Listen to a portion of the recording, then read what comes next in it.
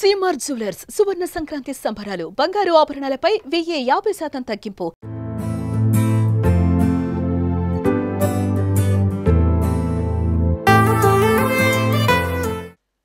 Global star Ram Charan game changer మీద social మీడియాలో టార్గెట్గా జరుగుతున్న ట్రోలింగ్ అందరికీ తెలిసిందే.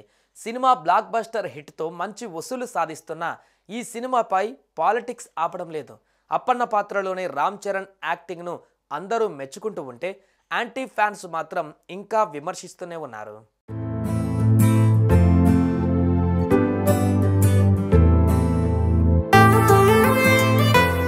సంక్రాంతి కానుకగా జనవరి 10న ప్రేక్షకుల ముందుకు వచ్చిన ఈ సినిమా ఇంత నెగిటివ్ ట్రోలింగ్స్ మధ్య కూడా దుమ్ము రేపుతుంది.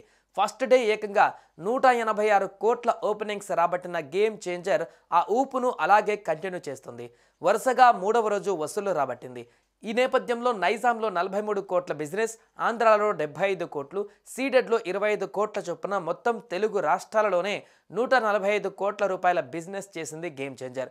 తద్వారా 150 కోట్ల రూపాయల షేర్, 300 కోట్ల రూపాయల గ్రాస్ వసూళ్లను ఈ సినిమాకు బ్రేక్ ఈవెన్ టార్గెట్గా నిర్దేశించారు ట్రేడ్ పండితులు. స్పెషల్ షోలు, అడ్వాన్స్ బుకింగ్ల కారణంగా గేమ్ చేంజర్ తొలి రోజు ప్రపంచవ్యాప్తంగా 186 కోట్లు రాబట్టగా, స్పెషల్ షోలు లేకపోయినా రెండవ రోజు కూడా భారీ వసూళ్లు సాధించింది.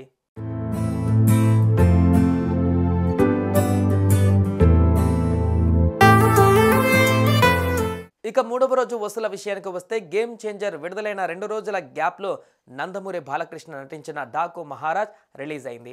కొన్ని ఏరియాలలో చరణ్ మూవీపై బాలయ్య సినిమా ఇంపాక్ట్ చూపుతున్న మిగతా చోట్ల దూసుకుపోతుంది. పనిగట్టుకుని నెగిటివ్ ట్రోల్స్ చేస్తున్న బాలయ్య గట్టి పోటీ ఇస్తున్న రామ్ చరణ్ తన దమ్ము చూపిస్తున్నాడు. నార్త్లో అయితే రోజు రోజుకి అంతకంతకు పెరుగుతుండడంతో మెగా పవర్ ఫ్యాన్స్ ఫుల్ జోష్లో ఉన్నారు. మొత్తంగా ఇలాంటి టఫ్ ఫైట్, టఫ్ టైంలో కూడా గేమ్ చేంజర్తో రామ్ చరణ్ మ్యాజిక్ చేస్తున్నాడని చెప్పవచ్చు.